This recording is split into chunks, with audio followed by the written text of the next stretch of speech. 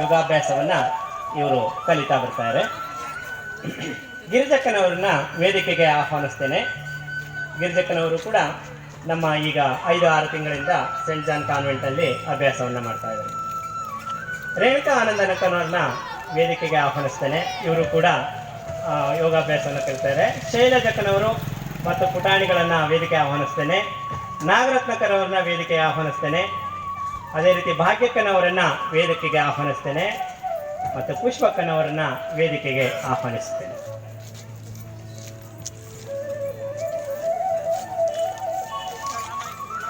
ನಮಸ್ಕಾರ ಸ್ಥಿತಿ.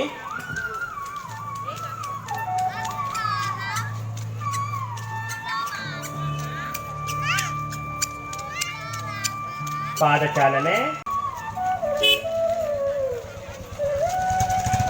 ನಮಸ್ಕಾರ. ಅರ್ಧಕಟಿ ಚಕ್ರಾಸನ. ನಾನು ಮೊದಲೇ ಹೇಳಿದೆ ನೋಡಿ, ಇದು ಅರ್ಧಕಟಿ ಚಕ್ರಾಸನ. ಈ ಆಸನವನ್ನ ಎರಡೂ ಸೈಡಲ್ಲಿ ಮಾಡ್ತೀವಿ. ಇದು ಅರ್ಧ ಭಾಗ ಮಾಡಿದೀವಿ. ಅರ್ಧಕಟಿ ಚಕ್ರಾಸನ.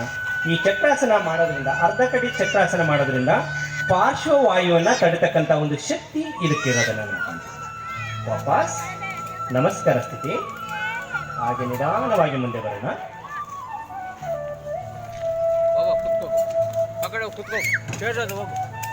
ಬಲಕ್ಕೆ ತಿರುಗೋಣ.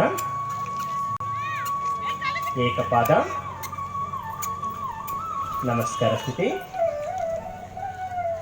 ಹಾಗೆ ನಿಧಾನವಾಗಿ ಊರ್ಧ್ವ ನಮಸ್ಕಾರ ಸ್ಥಿತಿ.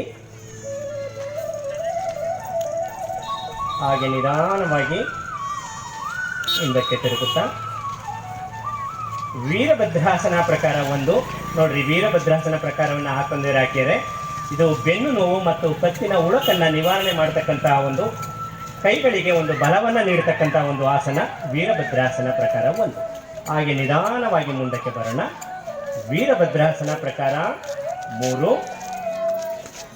ಈ ಆಸನವನ್ನು ಮಾಡೋದ್ರಿಂದ ಕಿಡ್ನಿಗಳು ಸುಲಲಿತವಾಗಿ ಕೆಲಸವನ್ನು ನಿರ್ವಹಿಸ್ತವೆ. ಕಿಡ್ನಿಗೆ ಅತ್ಯುತ್ತಮವಾದಂತಹ ಆಸನ ವೀರಭದ್ರಾಸನ ಪ್ರಕಾರ 3. ಹಾಗೆ ಹಿಂದೆ ಹೋಗೋಣ.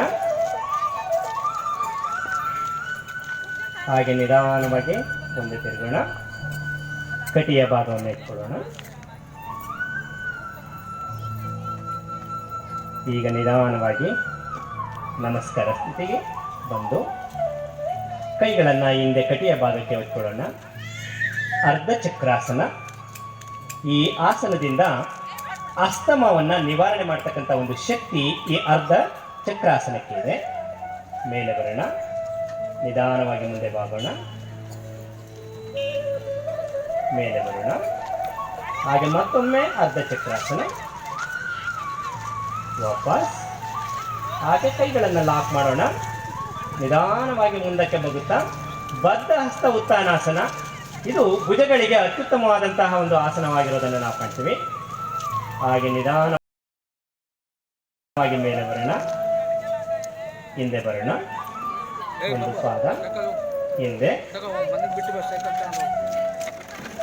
ಹಾಗೆ ನಿಧಾನವಾಗಿ ಹಿಂದಕ್ಕೆ ಬರ್ತಾ ಊರ್ಧ್ವ ನಮಸ್ಕಾರಾಸನ. ನೋಡಿ, ಊರ್ಧ್ವ ನಮಸ್ಕಾರ ಸ್ಥಿತಿ ಕಟಿಯ ಭಾಗಕ್ಕೆ ಅತ್ಯುತ್ತಮವಾದಂತಹ ಒಂದು ಸ್ಥಿತಿ. ನಿಮಗೆ ಸೊಂಟದಲ್ಲಿ ಏನಾದರೂ ನೋವು ಬಂದರೆ ಈ ರೀತಿಯ ಒಂದು ಆಸನವನ್ನು ಮಾಡ್ಬೋದು. ವಾಪಸ್. ಹಾಗೆ ನಿಧಾನವಾಗಿ ಉಸಿರನ್ನು ಬಿಡುತ್ತಾ ಉತ್ಥಾನಾಸನ. ಈ ಹೊಟ್ಟೆ ನೋವು ನಿವಾರಣೆಗೆ, ಸ್ತ್ರೀಯರ ಮುಟ್ಟು ದೋಷ ನಿವಾರಣೆಗೆ, ಎದೆ ಬಡಿತ ವೇಗವನ್ನು ಕಡಿಮೆ ಮಾಡಲಿಕ್ಕೆ, ಬೆನ್ನು ನೋವು ನಿವಾರಣೆಗೆ ಅತ್ಯುತ್ತಮವಾದಂಥ ಆಸನ ಈ ಉತ್ಥಾನಾಸನವನ್ನು ನಾವು. ಹಾಗೆ ನಿಧಾನವಾಗಿ ಏಕಪಾದ ಪ್ರಸರಣಾಸನ. ನೋಡಿ, ಎದೆಯ ಭಾಗ ಹಿಗ್ಗುತ್ತೆ. ಎದೆ ಗೂಡಿನಲ್ಲಿ ಶ್ವಾಸಕೋಶಗಳ ಕ್ರಿಯೆ ಸುಗಮವಾಗಿ ನಡೆಯಲಿಕ್ಕೆ ಅತ್ಯುತ್ತಮ ಆಸನ. ಅದೇ ರೀತಿ ಅಧೋಮುಖ ಶ್ವಾನಾಸನ. ಈ ಅಧೋಮುಖ ಶ್ವಾನಾಸನದಲ್ಲಿ ದೇಹ ಚುರುಕುಗೊಳ್ಳುತ್ತದೆ, ಮಾನಸಿಕ ಶಾಂತಿ ಸಿಗುತ್ತೆ, ಸಮನ್ವಯತೆ ಸಿಗುತ್ತೆ, ಸಮತೋಲನವನ್ನು ದೊರಕಿಸಿಕೊಳ್ಳಲಿಕ್ಕೆ ಇದು ಅತ್ಯುತ್ತಮವಾದಂತಹ ಒಂದು ಆಸನ ಆಗಿದೆ. ಹಾಗೆ ನಿಧಾನವಾಗಿ ಭುಜಂಗಾಸನ. ಎದೆ ವಿಶಾಲವಾಗಲಿಕ್ಕೆ, ಉಸಿರಾಟ ಕ್ರಿಯೆ ಸಹಜವಾಗಲಿಕ್ಕೆ ಇದು ಭುಜಂಗಾಸನ ಅತ್ಯುತ್ತಮವಾದಂಥ ಆಸನ. ಭುಜಂಗ ಅಂದರೆ ಹಾವಿನ ಎಡೆಯಂತೆ ನಮ್ಮ ದೇಹ ಇಲ್ಲಿ ಕಾರ್ಯವನ್ನು ನಿರ್ವಹಿಸ್ತಾ ಇದೆ. ಅದೇ ರೀತಿ ಅಧೋಮುಖ ಶ್ವಾನಾಸನ. ನಿಧಾನವಾಗಿ ಎಡಗಾಲನ್ನ ಮೇಲೆತ್ತ ಶ್ವಾನ ಕ್ರಿಯೆ. ದೃಷ್ಟಿ ಮುಂದೆ ಇಡೋಣ. ಅದೇ ಪಾದ ಮುಂದೆ ತರೋಣ. ಹಾಗೆ ಹಿಂದಕ್ಕೆ ಬರೋಣ.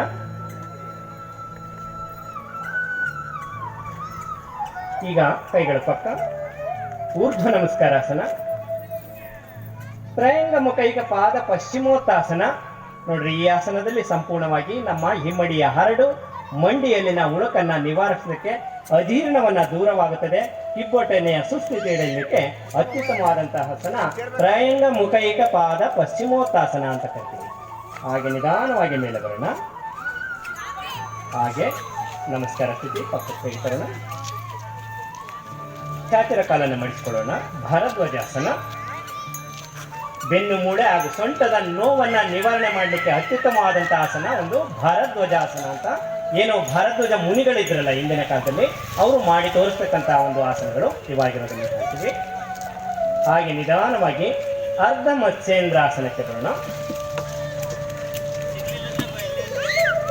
ಅರ್ಧ ಮತ್ಸ್ಯೇಂದ್ರಾಸನ ನೋಡಿ, ಕಿಬ್ಬೊಟ್ಟೆಯ ನೋವುಗಳನ್ನ, ಕಿಬ್ಬೊಟ್ಟೆಯ ಅಂಗಾಂಗಗಳನ್ನ ಮರ್ದನ ಮಾಡತಕ್ಕಂಥ ಒಂದು ಶಕ್ತಿ ಇದಕ್ಕಿದೆ. ಬೆನ್ನಿನ ಕೆಳಭಾಗವನ್ನ ಸದೃಢಗೊಳಿಸಲಿಕ್ಕೆ, ಮಧುಮೇಹವನ್ನ, ಸಕ್ಕರೆ ಕಾಯಿಲೆಯವರು ಈ ಆಸನವನ್ನ ಮಾಡೋದ್ರಿಂದ ಸಕ್ಕರೆ ನಿಯಂತ್ರಣವನ್ನ ಮಾಡ್ಕೊಳ್ಳಿಕ್ಕೆ ಇದು ಅತ್ಯುತ್ತಮವಾದಂತಹ ಆಸನ. ವಾಪಸ್ ಹಾಗೆ ಮುಂದೆ ತಿರುಗೋಣ. ಕೈ ಪಕ್ಕ ಊರ್ಧ್ವ ನಮಸ್ಕಾರಾಸನ. ಹಾಗೆ ನಿಧಾನವಾಗಿ ಎಡಗೈಯನ್ನ ಕೆಳಗಿಳಿಸೋಣ. ಬಲಗೈಯಿಂದ ಲಾಕ್ ಮಾಡೋಣ. ನೋಡಿ, ಇದು ಗೋಮುಖಾಸನ ಅಂತ ಕರಿತೀವಿ. ಇವರ ಮುಖ ನೋಡಿ ಗೋವಿನ ಮುಖದಂತೆ ಕಾಣ್ತಾ ಇದೆ. ಆ ಗೋಮುಖಾಸನ ಮಾಡೋದ್ರಿಂದ ಗೂನು ಬೆನ್ನನ್ನ ನಿವಾರಣೆ ಮಾಡಲಿಕ್ಕೆ ಇದು ಅತ್ಯುತ್ತಮವಾದಂತಹ ಒಂದು ಆಸನ ಆಗಿರೋದನ್ನ ನಾವಿಲ್ಲಿ ಕಾಣ್ತೀವಿ. ಹಾಗೆ ನಿಧಾನವಾಗಿ ಕೈಗಳನ್ನು ಬಿಡಿಸ್ಕೊಳ್ಳೋಣ. ಊರ್ಧ್ವ ನಮಸ್ಕಾರ ಸ್ಥಿತಿ, ನಮಸ್ಕಾರ ಸ್ಥಿತಿ. ಹಾಗೆ ಕಾಲುಗಳನ್ನು ಚಾಚೋಣ. ಮುಂದೆ ಬರೋಣ. ಕೈಗಳನ್ನು ಲಾಕ್ ಮಾಡ್ಕೊಳ್ಳೋಣ. ನಿಧಾನವಾಗಿ ಹಿಂದೆ ಬರೋಣ. ಹಾಗೆ ಮೇಲೆ ಬರೋಣ. ಮತ್ತೊಮ್ಮೆ ಮೇಲೆ ಬರೋಣ. ಈಗ ಸಂಪೂರ್ಣವಾಗಿ ಪಶ್ಚಿಮೋತ್ತಾಸನ ಸ್ಥಿತಿಗೆ ಬಂದಿದ್ದಾರೆ. ಇದು ಉದರದ ನೋವು ನಿವಾರಣೆಗೆ, ಮೂತ್ರಪಿಂಡಗಳ ಸುಸ್ಥಿತಿಗೆ, ಕೀಲುಗಳ ಪ್ರದೇಶದನ್ನ ಬಗ್ಗೆ ಹಿಗ್ಗಿಸಿ ರಕ್ತ ಸಂಚಾರವನ್ನ ಸುಗಮಗೊಳಿಸಲಿಕ್ಕೆ ಈ ಪಶ್ಚಿಮೋತ್ತಾಸನ ಅತ್ಯುತ್ತಮವಾದಂತಹ ಒಂದು ಆಸನ ಆಗಿರೋದು. ಹಾಗೆ ನಿಧಾನವಾಗಿ ಮೇಲೆ ಬರೋಣ. ಪರಿಪೂರ್ಣ ನವಾಸನಕ್ಕೆ ಬರೋಣ. ನೋಡ್ರಿ, ನವಾಸನ ನೀವು ಎಲ್ಲ ಸೇರಿ ಮಾಡಬಹುದಾದಂತಹ ಒಂದು ಆಸನ. ಕೊಬ್ಬನ್ನ ಕರಸ್ತಕ್ಕಂತ ಒಂದು ಆಸನ, ಹಸಿವನ್ನ ನಿವಾರಿಸ್ತಕ್ಕಂತ ಒಂದು ಆಸನ, ಉಳಿ ತೇಗನ್ನ ನಿವಾರಿಸ್ತಕ್ಕಂತ ಆಸನ, ಕಟಿಯಲ್ಲಿನ ಕೊಬ್ಬನ್ನ ಕರಸ್ತಕ್ಕಂತ, ಮೂತ್ರಪಿಂಡಗಳು ಸರಿಯಾಗಿ ಕೆಲಸ ಮಾಡಲಿಕ್ಕೆ ಅತ್ಯುತ್ತಮವಾದಂತಹ ಆಸನ ನವಾಸನ. ಹಾಗೆ ನಿಧಾನವಾಗಿ ಬೆನ್ನಿನ ಮೇಲೆ ಮಲ್ಗೋಣ. ಅರ್ಧ ಹಲಾಸನ ಅಂತ ಕರಿತೀವಿ ಇದನ್ನ, ಅಥವಾ ಊರ್ಧ್ವ ಪ್ರಸರಿತ ಪಾದಾಸನ ಅಂತ ಕರಿತೀವಿ. ಕಟಿಯ ಸುತ್ತಲಿನ, ಪುಷ್ಟಗಳಲ್ಲಿನ, ತೊಡೆಗಳಲ್ಲಿನ ಈ ಕೊಬ್ಬನ್ನ ಕರಸ್ಲಿಕ್ಕೆ, ಬೆನ್ನೆಲುಬುಗಳನ್ನ ಸದೃಢಗೊಳಿಸ್ಲಿಕ್ಕೆ ಈ ಅರ್ಧ ಹಲಾಸನ ಅಂತ ಕರಿತೀವಿ. ನೇಗಿಲು, ಹಲ ಅಂದ್ರೆ ನೇಗಿಲು, ಅದು ಅರ್ಧ ಭಾಗದಲ್ಲಿ ಬರ್ತಕ್ಕಂಥದ್ದು. ಪೂರ್ತಿ ಮಾಡಿದ್ರೆ ಬಗ್ಗುತ್ತೆ, ಅದು ಬೇಡ. ಅರ್ಧ ಹಲಾಸನ. ನಿಧಾನವಾಗಿ ಕಾಲುಗಳನ್ನು ಮಡಿಚಿಕೊಳ್ಳೋಣ. ಕೈಯಿಂದ ಕಾಲುಗಳನ್ನ ಹಿಡಿತಾ ಹೋಗೋಣ. ನಿಧಾನವಾಗಿ ಸ್ಥಿತಿ, ಸಿದ್ಧಾಕುರು. ಇದು ಸೇತುಬಂಧ ಕಟಿಯ ಆಸನ ಅಂತ ಕರಿತೀವಿ. ಸೇತುಬಂಧ ಆಸನ ಸೊಂಟದ ನೋವಿಗೆ ಅತ್ಯುತ್ತಮವಾದಂತಹ ಒಂದು ಆಸನ. ಇದನ್ನ 2-3 ಬಾರಿ ಮಾಡ್ತಾ ಹೋದ್ರೆ ನೋಡಿ, ಸೇತುವೆಯಂತೆ ನಮ್ಮ ಕಟಿಯ ಭಾಗ ಬೆಂಡ್ ಆಗಿರ್ತಕ್ಕಂಥದ್ದು. ನಿಧಾನವಾಗಿ ಕೆಳಗಿಳಿಸ್ತಾ ಬರೋಣ. ಹಾಗೆ ಕಾಲುಗಳನ್ನು ಚಾಚೋಣ.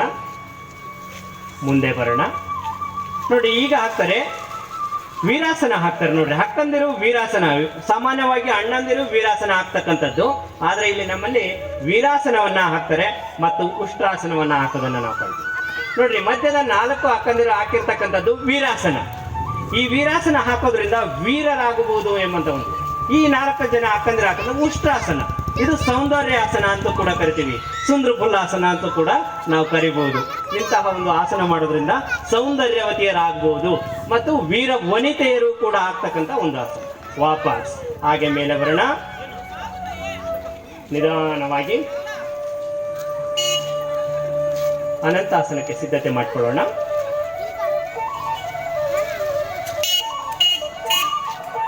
ನೋಡಿ, ಸುಲಭವಾಗಿರ್ತಕ್ಕಂಥ ಆಸನ, ಎಲ್ಲರೂ ಮಾಡಬಹುದಾದಂತಹ ಒಂದು ಆಸನ. ಈಗ ಅನಂತಾಸನ ಸ್ಥಿತಿಗೆ ಹೋಗ್ತೀವಿ. ನೋಡ್ರಿ, ನೇರವಾಗಿ ಕಾಲು, ಮಂಡಿ ಚಿಪ್ಪು ಕೂಡ ಬಂಡೆ ಆಗಿಲ್ಲ, ಆ ರೀತಿಯಾದಂತಹ ನೇರವಾದ ಕಾಲುಗಳನ್ನು ತೆಗೆದುಕೊಂಡಿದ್ದಾರೆ. ಬೆನ್ನು ನೋವು ನಿವಾರಣೆಗೆ, ತೊಡೆ ಸ್ನಾಯುಗಳು ಶಕ್ತಿಯುತವಾಗಲಿಕ್ಕೆ ಈ ಅನಂತಾಸನ ಅತ್ಯುತ್ತಮವಾದಂತಹ ಒಂದು ಆಸನವನ್ನು ಕಾಣ್ತೀವಿ.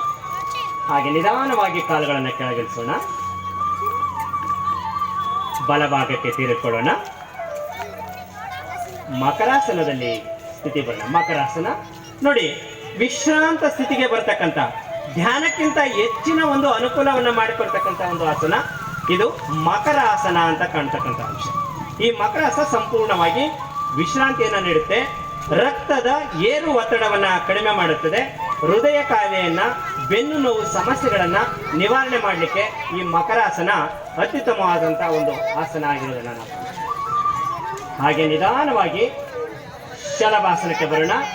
ನೋಡ್ರಿ, ಶಲಭಾಸನ ಮಾಡೋದ್ರಿಂದ ಗ್ಯಾಸ್ಟ್ರಿಕ್ ಸಮಸ್ಯೆಯನ್ನ ನಿವಾರಿಸಬಹುದು, ಹೊಟ್ಟೆಯಲ್ಲಿರ್ತಕ್ಕಂತಹ ಕೊಬ್ಬನ್ನ ನಿವಾರಣೆ ಮಾಡಲಿಕ್ಕೆ ಈ ಶಲಭಾಸನ ಅತ್ಯುತ್ತಮವಾದಂತಹ ಒಂದು ಆಸನ ಆಗಿರತಕ್ಕಂಥ, ಕೆಳಭಾಗದ ಕಟಿಯ ನೋವನ್ನ ನಿವಾರಣೆ ಮಾಡಲಿಕ್ಕೆ ಅತ್ಯುತ್ತಮ. ವಾಪಸ್ ನಿಧಾನವಾಗಿ ಕೈ ಕೆಳಗಿಳಿಸೋಣ. ಸ್ಥಿತಿ ಧನುರಾಸನಕ್ಕೆ ಸ್ಥಿತಿ. ಹಾಗೆ ಕಾಲುಗಳಿಗೆ ಚಾಲನೆ ಕೊಡೋಣ. ನೋಡಿ, ಧನುರಾಸನ ನಮ್ಮ ದೇಹ ಬಿಲ್ಲಿನಂತೆ ಬಾಗ್ಲಿಕ್ಕೆ ಅತ್ಯುತ್ತಮವಾದಂತಹ ಒಂದು ಆಸನ ಧನುರಾಸನ. ಈಗ ಸ್ಥಿತಿಗೆ ಹೋಗೋಣ. ಕೈಯಿಂದ ಕಾಲಿಟ್ಕೊಳ್ಳೋಣ. ಧನುರಾಸನ. ಇದು ನೋಡ್ರಿ, ಹೊಟ್ಟೆಯ ಬೊಜ್ಜನ್ನ ಕರಗಿಸ್ಲಿಕ್ಕೆ ಅತ್ಯುತ್ತಮ, ನಮ್ಮ ದೇಹ ಬಿಲ್ಲಿನಂತೆ ಬಾಗ್ಲಿಕ್ಕೆ ಇದು ಅತ್ಯುತ್ತಮವಾದಂತಹ ಒಂದು ಆಸನ. ವಾಪಸ್ ಹಾಗೆ ನಿಧಾನವಾಗಿ ಕಾಲು ಬಿಡಿಸೋಣ. ಕೈಗಳನ್ನ ಎದೆ ಪಕ್ಕ ಇಡೋಣ. ಮತ್ತೊಮ್ಮೆ ಭುಜಂಗಾಸನ. ನೋಡಿ, ಆವಿನ ಎಡೆಯಂತೆ ನಮ್ಮ ಅಕ್ಕಂದಿರು ನಮ್ಮ ದೇಹವನ್ನು ಎತ್ತಿದರೆ ಭುಜಂಗಾಸನ ಸ್ಥಿತಿ. ಆ ಎದೆಯ ಭಾಗ ಹಿಗ್ಗುತ್ತಾ ಬರುತ್ತೆ, ಉಸಿರಾಟ ಕ್ರಿಯೆ ಸಹಜವಾಗಿ ಬರ್ತಕ್ಕಂಥದ್ದು. ಹಾಗೆ ನಿಧಾನವಾಗಿ ಹಿಂದೆ ಹೋಗೋಣ. ಅಧೋಮುಖ ವಜ್ರಾಸನ. ಕಾಲಿನ ನೋವನ್ನ, ಮಂಡಿಯನ್ನ ನಿವಾರಣೆ ಮಾಡಲಿಕ್ಕೆ ಅತ್ಯುತ್ತಮವಾದಂತಹ ಆಸನ ವಜ್ರಾಸನ. ನೋಡಿ, ನಮ್ಮ ದೇಹ ವಜ್ರಕಾಯ ಆಗಬೇಕು ಅಂದ್ರೆ ಈ ವಜ್ರಾಸನದಲ್ಲಿ ಕುಳಿತುಕೊಳ್ತಕ್ಕಂಥದ್ದು ವಜ್ರಾಸನ ಅಂತ ಕರಿತೀವಿ. ನಮ್ಮ ದೇಹ ವಜ್ರ ಕಠೋರವಾಗಿರುತ್ತೆ, ಅಂತಹ ವಜ್ರಾಸನ ಸ್ಥಿತಿಯನ್ನು ನಾವು ವಾಪಸ್ ಹಾಗೆ ಮೇಲೆ ಬರೋಣ.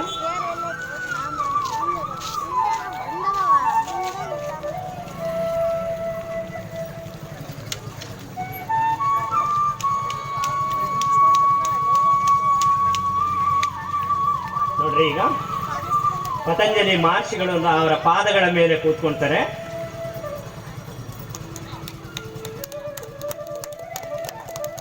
ಚಿನ್ಮುದ್ರೆ.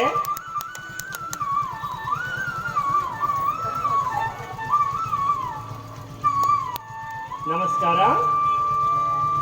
ಊರ್ಧ್ವ ನಮಸ್ಕಾರ. ನಮಸ್ಕಾರ. ಚಿನ್ಮುದ್ರೆ ಕೈಗಳು.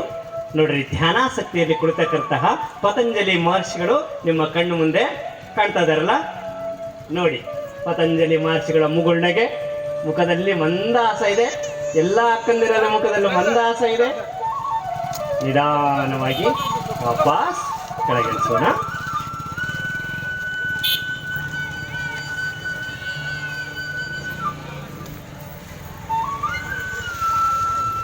ಈಗ ನೋಡಿ, ಒಂದೇ ಒಂದು ಏಕಕಾಲದಲ್ಲಿ ಒಂದೇ ಒಂದು ಸುತ್ತು ಸೂರ್ಯ ನಮಸ್ಕಾರ ಹೇಗೆ ಮಾಡಬೇಕು. ಸೂರ್ಯ ನಮಸ್ಕಾರ ಮಾಡೋದ್ರಿಂದ ಸಂಪೂರ್ಣವಾಗಿ ಎಲ್ಲಾ ರೀತಿಯಾದಂತಹ ಸರ್ವ ರೋಗಗಳನ್ನು ನಿವಾರಣೆ ಮಾಡತಕ್ಕಂತಹ ಒಂದು ಶಕ್ತಿ ಈ ಸೂರ್ಯ ನಮಸ್ಕಾರಕ್ಕೆ ಇರೋದನ್ನ ಕಾಣ್ತೀವಿ. ಹಾಗೆ ಒಂದೊಂದಾಗಿ ನೋಡ್ತಾ ಹೋಗ್ತೋಣ. ನಮಸ್ಕಾರ, ಊರ್ಧ್ವ ನಮಸ್ಕಾರ, ಉತ್ಥಾನಾಸನ, ಏಕಪಾದ ಪ್ರಸರಣಾಸನ, ಅಧೋಮುಖ ಶ್ವಾನಾಸನ, ಸ್ವಲ್ಪ ಮುಂದೆ ಬನ್ನಿ, ಷಡಂಗಾಸನ, ಅಷ್ಟಾಂಗ ಪಣಿಪಾದಾಸನ. ಇಲ್ಲಿಂದ ವಾಯ್ಸ್ ಎಲ್ಲ ಆಚೆ ಈಚೆ ಆಗಿದೆ ಸ್ವಲ್ಪ. ಇದು ಸೂರ್ಯ ನಮಸ್ಕಾರದ ಒಂದೊಂದು ಸ್ಟೆಪ್ಪು ಒಬ್ಬೊಬ್ಬರು ಮಾಡ್ತಾ ಇರೋದು. ಲಾಸ್ಟ್ ಇದು ಮುಗಿಯೋ ಟೈಮಲ್ಲಿ ತುಂಬ ಚೆನ್ನಾಗಿತ್ತು. ಇದು ಎಷ್ಟು ಈಗ ಸುಮಾರು 3-4 ವರ್ಷದ ಹಿಂದೆ ಇದು ಒಂದು ನೆನಪು ಅಷ್ಟೇ. ಇಲ್ಲಿ ಅದರದ್ದೇ ಫೋಟೋಸ್ ಎಲ್ಲ ಇವು. ಯೋಗದ ಬಗ್ಗೆ ಎಲ್ಲ ವಿವರಣೆ ಕೊಟ್ಟಿರೋರು ಮಲ್ಲಿಕಾರ್ಜುನಣ್ಣ ಅಂಥೇಳಿ. ಅವರೇ ನಮಗೆಲ್ಲ ಹೇಳ್ಕೊಡ್ತಿದ್ದು, ತುಂಬ ಚೆನ್ನಾಗಿ ಹೇಳ್ಕೊಡ್ತಿದ್ರು. ಅಕ್ಕಮಹಾದೇವಿ ಅಕ್ಕ ಮತ್ತು ಮಲ್ಲಿಕಣ್ಣ ಅಂಥೇಳಿ ತುಂಬ ಚೆನ್ನಾಗಿ ಹೇಳ್ಕೊಟ್ಟಿದ್ರು. ಅವರೇ ಎಲ್ಲ ನಮಗಿದನ್ನೆಲ್ಲ ಪ್ರಾಕ್ಟೀಸ್ ಮಾಡಿಸಿದ್ದು. ಅವರಿಗೆಲ್ಲ ಥ್ಯಾಂಕ್ಸ್ ಹೇಳ್ಬೇಕು ನಾವು. ಅವ್ರುಗಳೇ ನಮ್ಮ ಯೋಗ ಗುರುಗಳು. ಇಲ್ಲಿ ನನ್ನ ಫ್ರೆಂಡ್ಸ್ ಇದ್ದಾರೆ, ಅವ್ರದ್ದೇ ಫೋಟೋಸು. ಇದೆಲ್ಲ ನೆಕ್ಸ್ಟ್ ಬರೋದೆಲ್ಲ ಇನ್ನೂ ಒಂದು ಯೋಗ ಕಾರ್ಯಕ್ರಮದಲ್ಲೇ ಇದು ಫೋಟೋ. ಇಲ್ಲಿ ನಾನು ಸೂರ್ಯ ನಮಸ್ಕಾರ ಮಾಡ್ತಾ ಇರೋದು, ಇದು ಕೋವಿಡ್ ಟೈಮಲ್ಲಿ. ಇಲ್ಲಿ ಪರಿಸರ ದಿನಾಚರಣೆ ದಿನ ನಾವು ಒಂದು ಪ್ರೋಗ್ರಾಮ್ ಮಾಡಿದ್ರು, ಆ ಟೈಮಲ್ಲಿ ಮತ್ತದೇ ಸ್ಟೇಜ್ ಪ್ರೋಗ್ರಾಮ್ ಅಂತಿದ್ದು. ಯೋಗ ದಿನಾಚರಣೆ ದಿನ ದಾವಣಗೆರೆಗೆ ಕೃಷ್ಣೇಗೌಡರು ಬಂದಿದ್ದರು. ಆ ಟೈಮಲ್ಲಿ ತೆಗೆದಂಥ ಫೋಟೋ ಇದು. ತುಂಬ ಚೆನ್ನಾಗಿರುತ್ತೆ. ಇದು ಯೋಗ ಪ್ರೋಗ್ರಾಮ್ಗಳೇ ತುಂಬ ಚೆನ್ನಾಗಿರುತ್ತೆ. ಓಕೆ, ಬಾಯ್. ಮತ್ತೆ ಸಿಗೋಣ ಮತ್ತೊಂದು ವಿಡಿಯೋದಲ್ಲಿ. ಅಲ್ಲಿವರೆಗೂ ನಮಸ್ಕಾರ.